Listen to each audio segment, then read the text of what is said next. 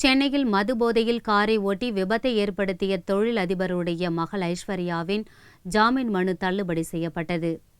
சென்னையைச் சேர்ந்த தொழிலதிபரின் மகள் ஐஸ்வர்யா மதுபோதையில் கடந்த 2ஆம் தேதி அதிகாலையில் சொகுசு காரை ராஜீவ்காந்தி சாலையில் ஓட்டிச் சென்றார்.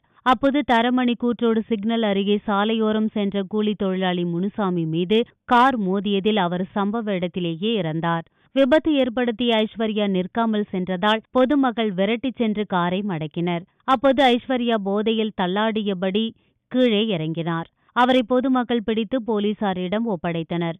இச்சம்பவம் குறித்து கிண்டி போக்குவரத்து புலனாய்வு போலீசார் வழக்கு பதிவு செய்து ஐஸ்வர்யாவை கைது செய்து சிறையில் அடைத்தனர். இந்நிலையில் ஐஸ்வர்யாவுக்கு ஜாமீன் கேட்டு உயர்நீதிமன்றத்தில் மனு தாக்கல் செய்தனர். விசாரணை நீதிமன்றத்தை அணுகாமல் ஜாமீன் மனு தாக்கல் செய்ததால் மனுவை தள்ளுபடி செய்து நீதிமன்றம் உத்தரவிட்டது.